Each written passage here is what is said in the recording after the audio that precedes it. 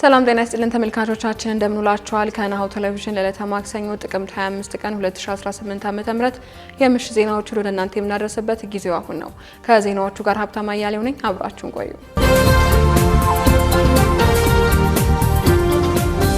አርዕስተ ዜና። አቶ ታዬ ደንደአ ውሳኔው አልደረሰም ተብለዋል ያሉት ጠበቃቸው አፋጣኝ ፍትህ እንዲሰጣቸው ጠየቁ። በኢትዮጵያ በተለይም በአዲስ አበባ ከተማ የሚገኙ የአደባባይ ሐውልቶች ከቅርስነት ባለፈ ታሪክና የሀገር መልክ በመሆናቸው የተለየ ጥበቃ ሊደረግላቸው እንደሚገባ ተገለጸ። ከውጭ የትራምፕ አስተዳደር በናይጄሪያ ወታደራዊ እርምጃዎች ለመውሰድ ማቀዱን ሀገሪቱ እንደማትቀበል አስታወቀች።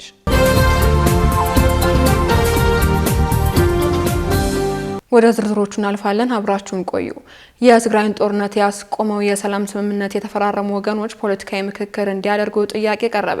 የትግራይን ጦርነት ያስቆመው የፕሪቶሪያው የሰላም ስምምነት የተፈራረሙ ወገኖች ፖለቲካዊ ምክክር እንዲያደርጉ በኢትዮጵያ የሚገኘው የአውሮፓ ህብረት ልዑክ ጥያቄ አቅርቧል። የህብረቱ ልዑክ ከተፈረመ ጥቅምት 23 ቀን 2018 ዓ.ም 3 ዓመት የሞላው የፕሪቶሪያው የሰላም ስምምነትን አስመልክቶ መግለጫ አውጥቷል። በመግለጫውም የትግራይ ጦርነትን ያስቆመው የሰላም ስምምነቱ የተፈራረሙ ወገኖች ከመጪው ምርጫ በፊት ፖለቲካዊ ምክክር እንዲያደርጉ ጠይቋል። አክሎም የፕሪቶሪያ ሰላም ስምምነት ሙሉ በሙሉ ተግባራዊ እንዲደረግና የተፈናቀሉ ሰዎች ወደ ቀያቸው እንዲመለሱ አሳስበዋል። ጦርነት መቆሙንና የተቋረጡ መንግስታዊ አገልግሎቶች እንዲቀጥሉ መደረጋቸውን እንደ በጎ እርምጃ የሚወሰዱ ናቸው ያለው መግለጫው ቀሪው የስምምነቱ ክፍሎች ግን ተፈጻሚ እንዲሆኑ ጠይቋል። የተጀመረው የትጥቅ ማስፈታትና ማስረከብ እንዲቀጥል እንዲሁም ታጣቂዎች ሰላማዊ ህይወት የሚመሩበት አሰራር እንዲቀጥልም ፍላጎታችን ነው ብለዋል። አቶ ታዬ ደንደአ ውሳኔ አልደረሰም ተብለዋል ያሉት ጠበቃቸው አፋጣኝ ፍትህ እንዲሰጣቸው ጠየቁ። ትላንት ጥቅምት 24 ቀን 2018 ዓ.ም ፍርድ ቤት የቀረቡት የቀድሞ የሰላም ሚኒስቴር ዴኤታ አቶ ታዬ ደንደአ ውሳኔ አልደረሰም በሚል ሌላ ቀጠሮ እንዲሰጣቸው ተጠቁሟል። የልደታው የህገ መንግስት ከፍተኛ ፍርድ ቤት በአቶ ታዬ ደንደአ ላይ ተመሳሳይ ምክንያት በማቅረብ ቀጠሮ ሲሰጥ ለሁለተኛ ጊዜ መሆኑ ተነግሯል። በጥቅምት 13 ቀን 2018 ዓ.ም ቀጠሯቸው ለችሎት ሶስተኛ ዳኛ አልተሰየመም በሚል በትላንትናው ጥቅምት 24 ተቀጥረው ነበር። በትላንቱ ቀጠሮም ሶስተኛ ዳኛ ባለመሰየማቸው ምክንያት ለህዳር 3 ቀን 2018 ሌላ ቀጠሮ እንደተሰጣቸው ተዘግቧል። የአቶ ታዬ ደንደአ ጠበቃ አቶ አበራ ንጉሱ በሰጡት አስተያየት ባለፈው ዓመት ለጥቅምት 13 ስንቀጠር ክረምቱን መዝገቡን መርምረው ውሳኔ ያሳልፋሉ የሚል ግምት ነበረን ብለዋል። ነገር ግን ሶስተኛ ዳኛ ባለመኖሩ ምክንያት መዝገብ አልታየም ብለው ለዛሬ ቢቀጥሩንም ዛሬም በተመሳሳይ ምክንያት ሌላ ቀጠሮ ሰጥተውናል ብለዋል። ይህንን ተከትሎም አቶ ታዬ አፋጣኝ ፍትህ ይሰጣቸው የሚል አቤቱታ ለችሎቱ ማስገባታቸውን ጠበቃው ገልጸዋል።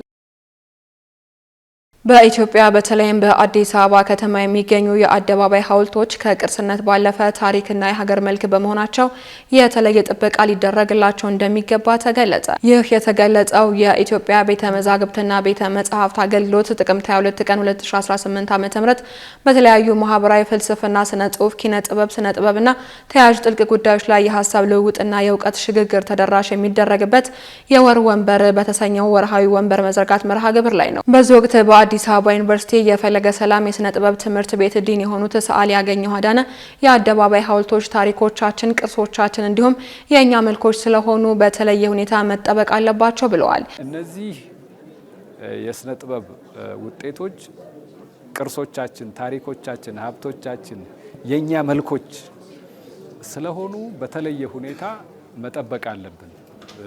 ለማፍረስም ያን ያህል የሚያዝናና የአደባባይ ሐውልት ክምችት የለንም። ስለዚህ ያሉትን እየጠበቁ እንዲህ ያሉ መድረኮች እያደላደሉ መነጋገር። ለምሳሌ ከሶሻሊስት ዘመን የተረፈን ድላችን ሐውልት በመቆሙ ምን ተጎዳን? አተረፍን። ይኸው ዛሬ መነጋገሪያ ርዕሰ ነገር ሆኖ ልጆችም ዛሬ ያኔ ያልነበሩ ልጆች ይሄን ሲያዩት ይሄ ምንድነው ሲሉ ኢትዮጵያ በዚህ ዘመን ለ17 ዘመን ሶሻሊዝም የሚባል ርዕዮት ተከትላ እንዲህ ያለ ጥፋት እንዲህ ያለ ድል ተገኝቶ ነበረ ተብሎ ይነገራቸዋል። ታሪክ ቋሚ ምስክር ነው። ታሪክ እንዳይሞት ከሚያደርጉ ታሪክ ግዘፍ ነስቶ ልዕልና አግኝቶ ለመጪው ዘመን ለትውልድ እንዲሻገር ከምናደርግባቸው ስልቶች መካከል የጥበብ ስራዎች ዋነኞቹ ናቸው።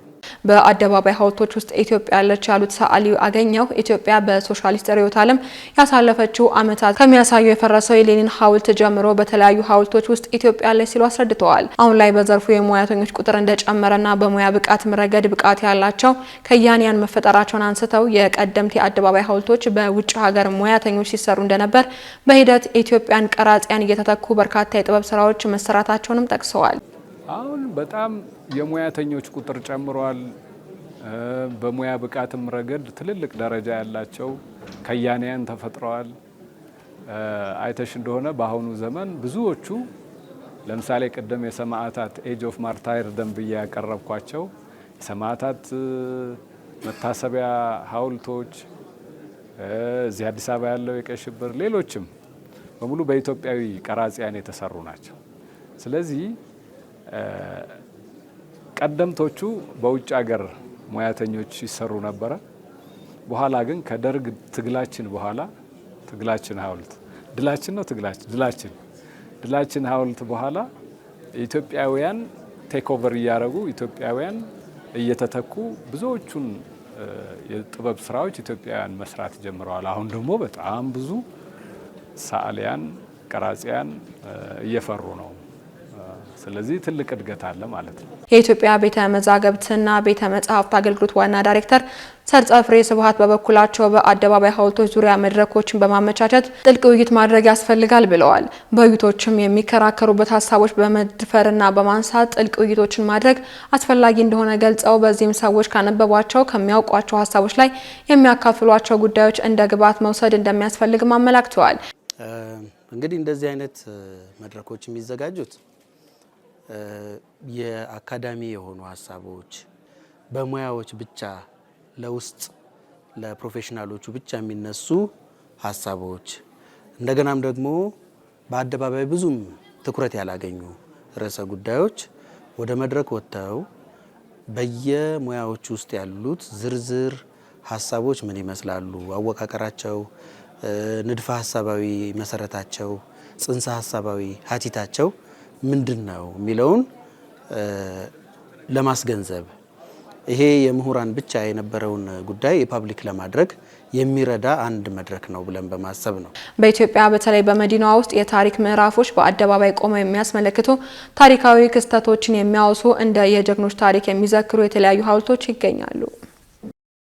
በአዲስ አበባ በሩብ ዓመቱ ከፍ ያለ የፍች መጠን መመዝገቡ ተገለጸ።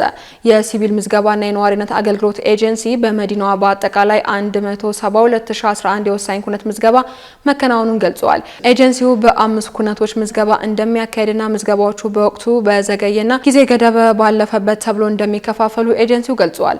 የኤጀንሲው ምክትል ዋና ዳይሬክተር አቶ ጥጋቡ ሹምዬ ፍችን በተመለከተ የሚዘዋወረው መረጃ በሩብ ዓመቱ 3032 ተብሎ ነው የተነገረው። አብዛኛው ተመዝጋቢ ነው፣ ጊዜ ገደብ ያለፈበት ተመዝጋቢ ነው ብለዋል። እንደ ምክትል ዋና ዳይሬክተሩ ገለጻ ባለፉት 3 ወራት በወቅቱ ወይንም ፍቺ በተፈጠረ በ30 ቀናት ውስጥ ምዝገባ ያከናወኑ ነዋሪዎች ቁጥር 853 ነው ብለዋል። በሩብ ዓመቱ ከተመዘገቡት 172011 ኩነቶች መካከልም ልደት 153787፣ ጋብቻ 10696፣ ሞት 4366፣ ጉዲፍቻ 100 መመዝገባቸውን ኤጀንሲው አስታውቋል።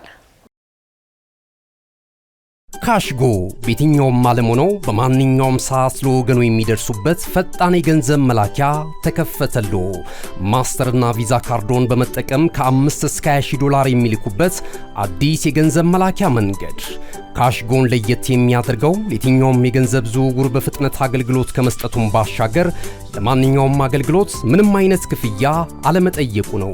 በሀገራችን ታሪክ ገንዘብን ከውጪ ወደ ሀገር ቤት በማስተላለፍ በመተግበሪያ መልክ አገልግሎት መስጠት የጀመረው የመጀመሪያው ሀገር በቀል የገንዘብ መላኪያ ዘዴ ካሽጎ ከ4500 በላይ ባሉ የባንክ ቅርንጫፎች አገልግሎት እየሰጠ ይገኛል። ገንዘቦን በሰኮንዶች ልዩነት ውስጥ ይፈልጉ በአካውንቶ ወይንም በእጆ ቆጥረው የሚወስዱበት ልዩ ዘዴ። በቅርቡ ሁሉንም ኢትዮጵያዊ ባለቤት ለማድረግ ጉዞ የጀመረው ካሽጎ ዛሬውኑ መተግበሪያውን በስልኮ ላይ በመጫን የአገልግሎቱ ተጠቃሚ ሆኑ። ፍጥነት መለያችን፣ ኢትዮጵያን መክፈቻችን፣ ካሽጎ ነው መላኪያችን። ካሽጎ የአዲሱ ትውልድ ብራንድ። በሀገራችን የንግድ ሚዲያ ታሪክ ግንባር ቀደምት ሆኖ በርካታ አስተማሪ አዝናኝና መረጃ ሰጪ ዝግጅቶችን ጊዜው አሁን ነው ሲል በበርካታ አማራጮች ለእናንተ ውድ ተመልካቾቻችን ሲያደርስ የቆየው ናሁ ቴሌቪዥን አሁንም ዘመኑ የደረሰበትን የመረጃ ተደራሽነት ከግምት ውስጥ በማስገባት ቲቪ ለምኔ ሲል በአይነቱ ለየት ያለ የቲቪ የስልክ መተግበሪያ ሲያበስራችሁ በታላቅ ኩራት ታጅቦ ነው። በፈለጉት ጊዜና ሰዓት በምንም ቦታና ሁኔታ ውስጥ ሆነው መረጃን በእጅ ስልኮ ማግኘት ይፈልጋሉ። እንግዲያውስ በቀላል አጠቃቀም በቀልጣፋ ሁኔታ በጽሁፍ በድምጽና በምስል አማራጮች መረጃን ከታማኒ ምንጮች ባሉበት ሊያደርሶት ዝግጅቱን ጨርሷል። ምን ማየት ምንስ መስማት ይፈልጋሉ? ከስፖርት ኖት፣ ከመዝናኛው፣ ከፖለቲካው ወይስ ዓለም አቀፍ ጉዳዮች? አጫጭር መረጃዎችን ከቢዝነስና ኢኮኖሚ መረጃዎች ጋር አሰባጥሮ በናሁ አርካይቭ በትዝታ የዋሊት መልሶ በመረጃ ቡፌ ሊያንበሻብሾት ዘመናዊ አዲስ የስልክ መተግበሪያ በአዲስ ዓመት ስጦታ የሚመለከቱበት ብቻ ሳይሆን የሚሳተፉበት፣ የሚሰሙበት ብቻ ሳይሆን የሚናገሩበት በአዝናኝ ጥያቄና መልሶች ዳጎስ ያለ ሽልማት የጉርሻ አማራጭ አቅርቦሎታል። የዓለም አቀፍ ሚዲያዎችን ሰበር ዜናዎች በአማርኛ ተርጉሞ የሚያስነብብ በተለያዩ የቋንቋ አማራጮች የቀረበ የአዲስ ዓመት ልዩ ገጸ በረከት ከናሁ ቴሌቪዥን። እንደ ጋዜጣ እንነበባለን፣ እንደ ራዲዮ እንደመጣለን፣ እንደ ቴሌቪዥን በስልክ እንታያለን። አዲስ አማራጭ በአዲስ ዘመን ናሁ ቴሌቪዥን። መረጃን ከምንጩ በቀላል አማራጭ በቀጥታ ስርጭት ወደ እናንተ የምናደርስበት ጊዜው አሁን ነው። ናሁ ቴሌቪዥን። መልካም አዲስ ዓመት። ወደ ውጭ ዜናዎች እናልፋለን። የትራምፕ አስተዳደር በናይጄሪያ ወታደራዊ እርምጃ ለመውሰድ ማቀዱን ሀገሪቱ እንደማትቀበል አስታወቀች። የናይጄሪያ መንግስት ትራምፕ ከሰሞኑ ወታደራዊ እርምጃ ወስዳለሁ በሚል ያስተላለፉት ዛቻ ምላሽ ሰጥቷል። የትራምፕ አስተዳደር በናይጄሪያ ወታደራዊ እርምጃ ለመውሰድ ማቀዱንና ሀገሪቱ ለሃይማኖት ነጻነት ልዩ ስጋት ያለባት ሀገር በማለትም መሰየሙን ከናይጄሪያ መንግስት ከፍተኛ ተቃውሞ አስከትሏል። ፕሬዝዳንት ዶናልድ ትራምፕ ክርስቲያኖች በናይጄሪያ ስጋት ተጋርጦባቸዋል በማለትም የመከላከያ ሚኒስቴር ለወታደራዊ እርምጃ እንዲዘጋጅ አዘዋል። የሀገሪቱ መንግስትን በፍጥነት እርምጃ የማይወስድ ከሆነ አሜሪካ ለናይጄሪያ የሚሰጠውን እርዳታና ድጋፍ እንደሚያቋርጡ ትራምፕ ዝተዋል። በምላሹም የናይጄሪያው ፕሬዝዳንት ቦላ ቲኑቡ የትራምፕ ገለጻ ብሔራዊ አንድነትን፣ የሃይማኖት ነጻነትና መቻቻልን እንዲሁም የጋራ ማንነታችንን አደጋ ላይ የሚጥል ነው ሲሉ ምላሽ ሰጥተዋል። አሜሪካ ከዚህ ቀደም ናይጄሪያን በ2020 በተመሳሳይ የክስ ዝርዝር ውስጥ አስገብታት የነበረ ቢሆንም በ2023 ማንሳቷን አልጀዚራ ዘግቧል። የናይጄሪያ የጸጥታ ቀውስ ብዙ ገጽታ ያለው ሲሆን የቦኮ ሀራም ታጣቂዎች የአርብቶ አደር ግጭቶችና መገንጠል የሚሹ ቡድኖችን ያጠቃልላል ተብሏል። ከቅርብ ጊዜያት ወዲህ በክርስቲያኖች ላይ የሚሰነዘሩ ጥቃቶች ዓለም አቀፍ ትኩረትን የሳቡ ሲሆን በተመሳሳይ በሰሜኑ የሀገሪቱ ክፍል የሚገኙ ሙስሊም ማህበረሰቦችም አብዛኞቹ ተጎጂዎች መሆናቸውን ዘገባው አክሏል። በመጨረሻም በሮም የሚገኘው የመካከለኛው ዘመን ግንብ በከፊል ተደርምሶ በሰዎች ላይ ጉዳት ማድረሱ ተገለጸ። በሮም በመካከለኛው ዘመን የተገነባው ግንብ ፈርሶ የአንድ ሰራተኛ ሕይወት ማለፉንና ሌሎች ሰዎች ሆስፒታል መግባታቸውን ባለስልጣናት አስታውቀዋል። በዚህ አደጋ ሕይወቱን ያጣው ሰራተኛ የሮማኒያ ዜጋ መሆኑን የሮም የውጭ ጉዳይ ሚኒስቴር አረጋግጧል። በተጨማሪም በአደጋው ከተጎዱ ሌሎች ሰዎች ውስጥም አንደኛው በከባድ ሁኔታ ላይ ነው ተብሏል። አሁንም ግንቡ ከዚህ የበለጠ ሊፈርስ ይችላል የሚል ስጋት ቢፈጠርም የነፍስ አድን ቡድኖች ሰው አልባ አውሮፕላኖችን በመጠቀም የጠፉ ሰዎችን ለመፈለግ ተሰማርተዋል ተብሏል። በሮም በብዙ ከሚጎበኙ የቱሪስት ስፍራዎች አንዱ የሆነው ይህ የመካከለኛው ዘመን ግንብ ለብዙ ዓመታት ባዶና የተተወ ነበር ብሏል ቢቢሲ። የሮም አቃቢ ሕግ ጽሕፈት ቤት በበኩሉ በጉዳዩ ላይ ምርመራ መክፈቱን አስታውቋል። የጣሊያኗ ጠቅላይ ሚኒስትር ጆርጂያ ሜሎኒ የነፍስ አድን ስራው ሳይጠናቀቅ ማንም ሰራተኛ ወደ ቤቱ መግባት አይችልም ሲሉም ትዕዛዝ ሰጥተዋል። ጠቅላይ ሚኒስትሯ በይፋ የኤክስ ገጻቸው ላይ ባሰፈሩት ጽሑፍም በአደጋው ሕይወታቸውን ላጡና ጉዳት ለደረሰባቸው ሰዎች እንዲሁም ለቤተሰቦቻቸው መጽናናትን እመኛለሁ ብለዋል። ዱብ ዱብ ከአሸዋማው ሜዳ ላይ ባዶ እግር ከአሸዋ ይወዳጃል። እዚህ ስፍራ ከአልጋው ላይ ገደም፣ ከኳሱ ጋር ትግል፣ ከሽዋዥዌው ጋር ጩኸት ጀልባ ይጎተታል። ቤተሰብ ታንኳ ይዞ ወደዛ ይከንፋል። እናቶች ይደመማሉ። የፈራው ይመለሳል። አንዳንዱ ለነፍሱ ሕይወት አድን ቦርሳ ያነግታል። የሕፃናቱ ዋና፣ የወጣቶቹ ትዕይንት፣ ድብርት ለሳቅ ቦታውን የሚለቅበት ስፍራ፣ የማታው ካምፋየር፣ የፍየሉ ጥብስስ፣ ጭፈራው ሲደራ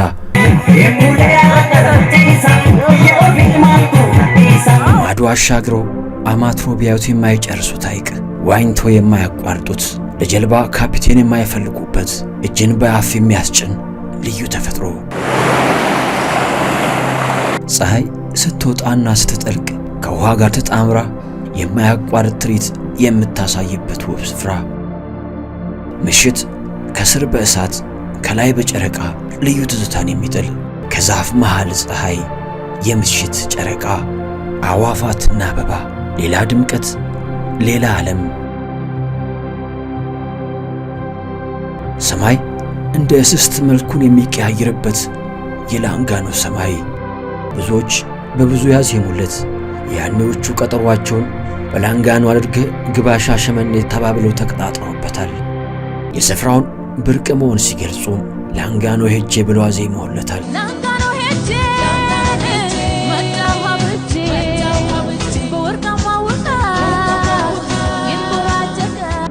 አንዳንዶች የፍቅራቸው መገናኛ ምክንያት ሲያደርጉትም ሐዋሳ ላንጋኖ ለሽርሽር ሄጄ አየሁሽ ተባብለውበታል።